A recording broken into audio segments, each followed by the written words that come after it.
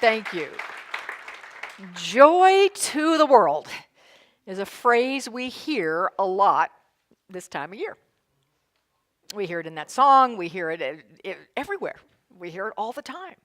The question is that I pose in this moment is how many people, including us in this room, are actually really feeling it? I know, I'm very aware that this time of year can be challenging for some people. It brings up emotional things, it brings up thoughts of loss and loneliness, and it's a tough time. You know, we're supposed to be filled with joy, and sometimes we're not. I get that. And then layer on top of that, just if you take a look at 2017, holy Toledo, you know, a lot of stuff happened in 2017 that maybe doesn't cause us to be joyful. We've had natural disasters. We've had political disasters. I was going to call it shenanigans, but okay, call it as we see it.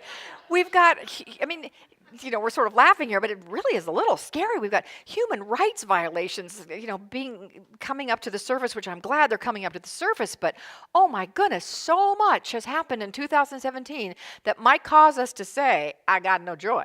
I got no joy because of all that stuff. But then Spirit always delivers exactly what we need, exactly when we need it. And I was inspired to look at the concept of joy this month when I learned about this beautiful, sacred, holy, actually, book called The Book of Joy. It is written about and commented upon a week that His Holiness the Dalai Lama and Archbishop Desmond Tutu spent together, where they talked about joy. And I just want to read you the couple paragraphs on the back so you get a sense of where we're going this month, what this book is about. It says, Nobel Peace Prize laureates, His Holiness the Dalai Lama and Archbishop Desmond Tutu, have survived more than 50 years of exile and the soul-crushing violence of oppression. In other words, they've been through things that might not be that joyous. Despite their hardships, or as they would say, because of them, they are two of the most joyful people on the planet. In April of 2015, Archbishop Tutu traveled to the Dalai Lama's home in Dharamsala, India, to celebrate His Holiness' 80th birthday and to create what they hoped would be a gift for others. They look back on their lives to answer a question: how do we find joy in the face of suffering? By the end of a week filled with laughter and punctuated with tears, these two global heroes had stared into the abyss and despair of our times and revealed how to live a life brimming with joy. So I highly recommend the book, getting the book, diving into the book, and we're going to do that this month. And dive into a couple of other things. What I've said about this month is we'll dive into this book and talk about what the two of them had to say, and then we'll bring in a little help from other friends as well. But I want to begin our time with a passage that I teased you with last Sunday, if you recall. And in fact, we're going to do more than just start with this passage and more that he said beyond what I teased you with last Sunday. It's actually going to form the foundation for where we're going to go today, because we're going to dig into three pieces of what he says in this passage, he meaning the Dalai Lama. So this is what I read last Sunday. I said, one great question, in the words of the Dalai Lama, one great question underlies our existence. What is the purpose of life? Just a little question, right? Just a tiny little question. What is the purpose of life? After much consideration, I believe the purpose of life is... And that's where I left you last week. I left you there and said, come back next week if you want to hear the rest of that. Well, because you are pretty sharp cookies, you may, get it, yes. What's the rest of that statement? Well, yeah, you get a sense of what it is. Let me finish it. One great question underlies our existence. What is the purpose of life? After much consideration, I believe that the purpose of life is to find happiness. Now, before I read on, let me just as I can do so well, tweak the Dalai Lama. Only because as I read through the book and explore the book, both he and Desmond Tutu talk a lot about the difference between happiness and joy. And really what he meant in this statement is joy. Because as I read about what he says about happiness and what he says about joy, he means in this statement joy. I don't know why he didn't say that. He didn't. I would edit this book and change it and say joy, because that is what he means. So I believe that the purpose of life is to find joy. It does not matter whether one is a Buddhist like me, or a Christian like the Archbishop, or any other religion, or no religion at all. From the moment of birth, every human being wants to discover joy. No difference in our culture or our education or our religion affects this at all. From the very core of our being, we simply desire joy and contentment. But so often these feelings are fleeting and hard to find, like a butterfly that lands on us and then flutters away. Not money, not power, not status. Outward attainment will not bring real inner joyfulness. We must look inside. The ultimate source of happiness, joy, the ultimate source is within us. Sadly, many of the things that undermine our joy and happiness, we create ourselves, underscore. Often it comes from the negative tendencies of the mind, emotional reactivity, or from our inability to appreciate and utilize the resources that exist within us. The suffering from natural disasters we cannot control, but the suffering from our daily disasters we can. We create most of our suffering, so it should be logical that we also have the ability to create more joy. It simply depends on the attitudes, the perspectives, and the reactions we bring to situations and to our relationships with other people. When it comes to personal joy, there is a lot that we as individuals can do. That could have come straight out of the Science of Mind textbook, completely and totally in alignment with our Science of Mind teachings. Ernest Holmes, in a great book called Richer Living, said a little more succinctly, but right on what the Dalai Lama is saying. And, since when is Ernest Holmes the one that's more succinct? I mean, that's just, that's a Christmas miracle, is what that is. Our mental attitudes are our most priceless possessions. No material security is actually secure, but the deep issues of our thought can make or unmake us. So His Holiness the Dalai Lama is right in line with our beliefs in Science of Mind, and I love that. I knew that already, but then had it confirmed by dipping my toe into this book. And that passage, which we will uncover 3 specific pieces in it, totally is in alignment with our teaching. So the 3 pieces that we're going to pull out of that passage are, and I'm paraphrasing them now just to make them short as titles. One is the ultimate source of our joy is within. That's what the Dalai Lama just said in that passage. Number 2, we so often undermine our own joy. And number 3, conversely, since we undermine it, we can create it. So those are the 3 things I want us to look at, and we're going to go away from that book a little bit to look into those 3 ideas. So the first idea is the ultimate source of joy is within us. The ultimate source, underscore that word, of joy is within us. Now, in the interpretation of what the Dalai Lama said in the book written by, I think his name is Douglas Abrams is the one who actually wrote the book. Douglas Abrams, when he recorded and took down the words of the Dalai Lama, the ultimate source of joy is within us, he did not capitalize the word source. He did not capitalize the S in source, but I would. The ultimate source, capital S, of joy is within us. And when I capitalize that S on source, what we mean is, in a very Holmesian way, God. The ultimate source of joy is within us because the ultimate source of joy is God. God is source. God is the source of all that is.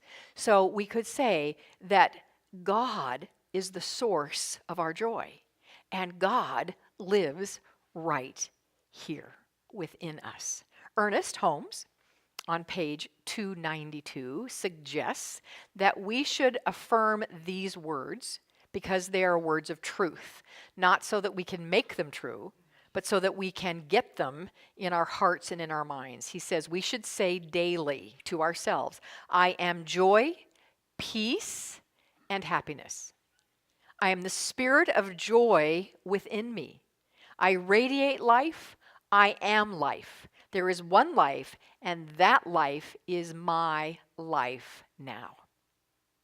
Now, he cautions us of the importance of adding, and this is my life now. Because he says, if we only say there is one life and that life is God, we don't connect in our own minds that with us. So we need to complete the circuit, if you will. So for us, we don't need to do it for it to be true. We need to do it so that we recognize it. So Ernest says here in this section of the textbook and in other places, we must not only say there is one life and this life is God, we must add to that, and this life is my life now. He then goes on to say, we are not becoming, and that is in italics, which means he wanted us to pay attention to it. Not as much as when it's in all caps. That's even pay more attention, but italics is pay attention. We are not becoming this life, but are now in and of this life. And so we, for this morning, could change that a bit and say we are not becoming joy, but are now in and of this joy, here and now. So the Dalai Lama's beliefs are right in line with these ideas that we embrace here. When he wrote, the ultimate source of our joy is within us. So I want us to say that statement that Ernest said we should say every day. And if you want to get yourself in the power position, as science has shown us, the beautiful TED Talk of the scientist who says, this is our power position. Just don't whack anybody. That's all I ask is when we do this. And if you want to stand, that's great too. And here it goes. So say after me, I am joy, peace, and happiness. I am the spirit of joy within me. I radiate life. I am life. There is one life. And that life is my life now. One more time. I am the spirit of joy within me.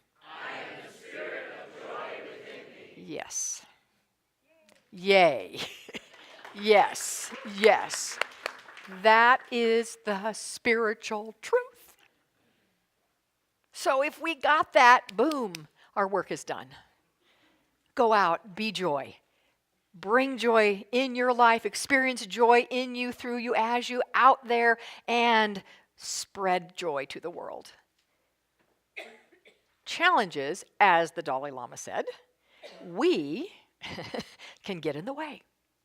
That's our next point. Summarizing, he said, we so often undermine our own joy and happiness. And I think of a quote that I often share of Ralph Waldo Emerson. It's my favorite quote of all the quotes and all the gems, the pearls of wisdom that Ralph Waldo Emerson offered to us. My ultimate favorite one, because he's just so in our face about it, and I love a little attitude, has a bit of an attitude, and I love it. Get your bloated nothingness out of the way of the divine circuit. I just love that.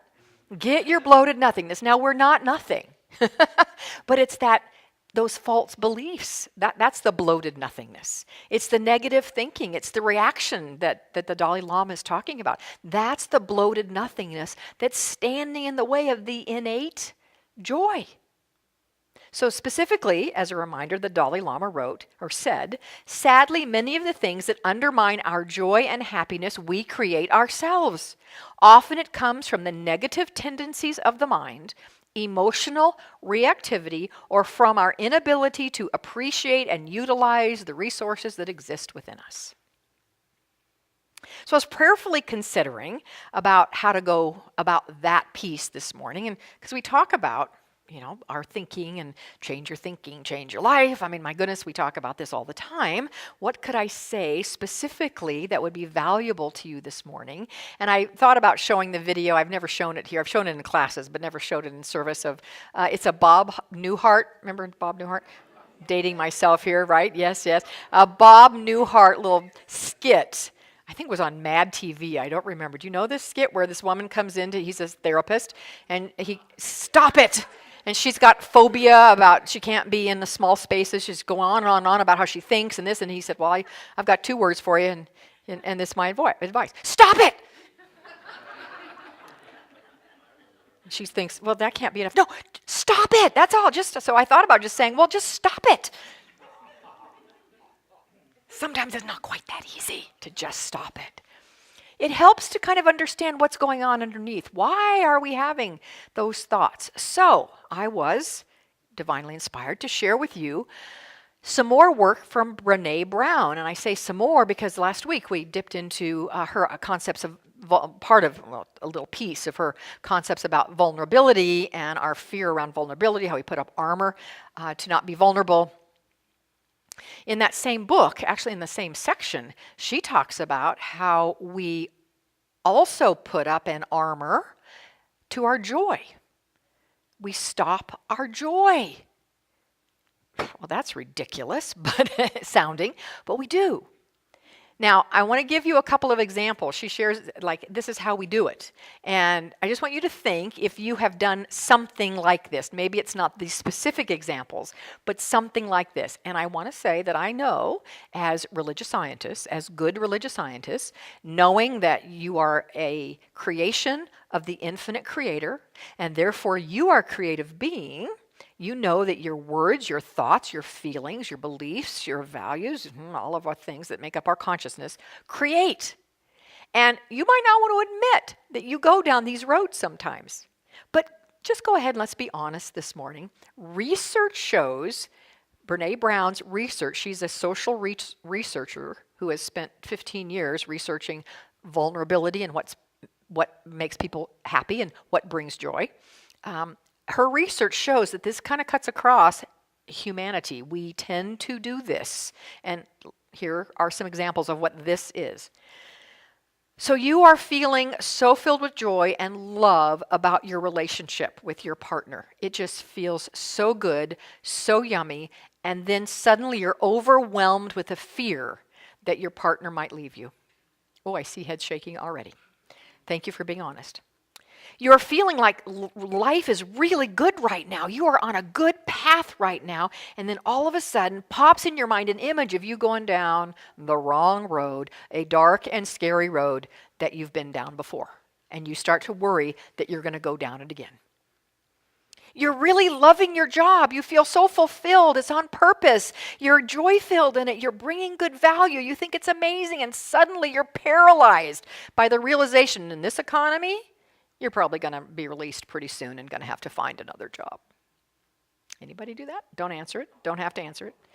Your doctor tells you your cancer is in remission. And for a few moments you are filled with ecstatic relief.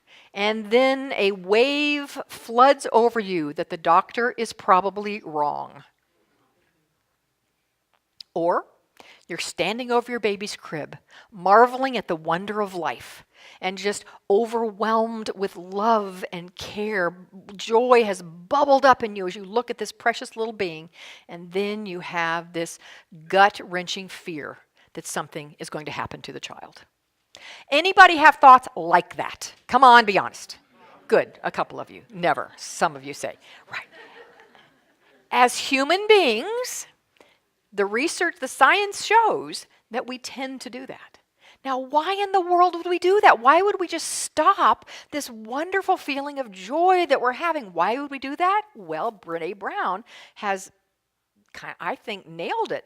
She says that, I'll just read what she says. Deep, sweet joy bubbling up in us makes us feel very vulnerable to being hurt should it go away. So we slap on foreboding, and she calls it foreboding joy. We slap on foreboding and close our joy down. Because we don't want to be hurt, we literally practice being devastated or disappointed so that when the real thing happens, it won't hurt so much. Now, that's a little crazy thinking, but that is what we tend to do. And we cut off our feelings of joy. I want to read a passage from her book, and it's a quote from one of her, the people that was in her study. He said this, a man in his mid-60s. He wrote, "I used to think the best way to go through life was to expect the worst. That way, if it happened, you were prepared. Then I was in a car accident, and my wife was killed. Needless to say, expecting the worst did not prepare me at all. And worse, I still grieve for all those wonderful moments with my wife and I shared that I did not fully enjoy. My commitment to her memory is to fully enjoy every moment now. I wish she were here now that I know how to do this." So how do we do this? How do we do this? And that's our final idea from the Dalai Lama's quote that I shared with you. And that is, if we can create our unhappiness, then we can create our joy. And he said specifically, we create most of our suffering, so it should be logical that we also have the ability to create more joy. It simply depends on the attitudes, the perspectives, and the reactions we bring to situations and to our relationships with other people. It depends on the attitudes, the perspectives, and the reactions that we bring to any situation. And there's a great, I'll share this with you probably next Sunday or the Sunday after, there's a great piece in this book about the Dalai Lama talking about, for over 50 years, he has lived in exile. He and his people got exiled from their country, and he describes the horrific nature of his escape. I mean, he barely escaped with his life, and what kind of perspective, attitude, and reaction he has had about that. I'll share that with you. Oh, another teaser here, sending it out. I'll share that with you next week. But right now I want to go back to Brene Brown's research, because it's totally consistent with his. She says that those who are the most joyful, and she did this in a scientific study, those who experience in their life the most joy, scientifically shown, those who experience the most joy are the ones who use this foreboding joy, because her research says we all have it, but they use it as a warning versus as a proclamation of what's going to happen. I would say we could use it, that foreboding joy, as a notice that we are out of alignment with what we are, which is joy. Go back to the first thing we said. The source, the ultimate source of our joy is within us. So when we have foreboding joy, oh, this is wonderful, I feel so good, but oh, what if? And maybe it's not even a what if in our own lives. It's a look at the world. What if is going to happen? This could happen. We're going to get bombed by Korea. I mean, these are real fears that we might have right now. When we go down those roads, use it as a trigger, thank you, good word, trigger to realize we're out of alignment with our spiritual truth. In the scientific study, those who used those foreboding joy thoughts as the trigger shifted their thinking and shifted their experience of joy. Even people who had experienced some of the most profound losses and survived the greatest traumas used it and experienced more joy. And this is what they did. When they realized that they were going down that road of, oh dear me, oh no, oh my, what if, they stopped it, yes, and they moved themselves into a spiritual practice that we talk about here a lot. And it's not prayer, although it could be. It is feeling grateful, feeling gratitude. Feeling gratitude is a quick way to shift our perspectives, our attitudes, and our reaction. Feeling grateful for everything. This moment, this challenge, this person, this experience, grateful for everything. One person who had experienced a loss of a child said this: be grateful for what you have. Don't take what you have for granted, celebrate it. Don't apologize for what you have, be grateful for it and share your gratitude with others. And this last line is so touching. When you honor what you have, you're honoring what I've lost. Wow. When you honor what you have, you're honoring what I've lost. That takes us full circle really to our quote that I shared this morning at the very beginning from Ernest Holmes.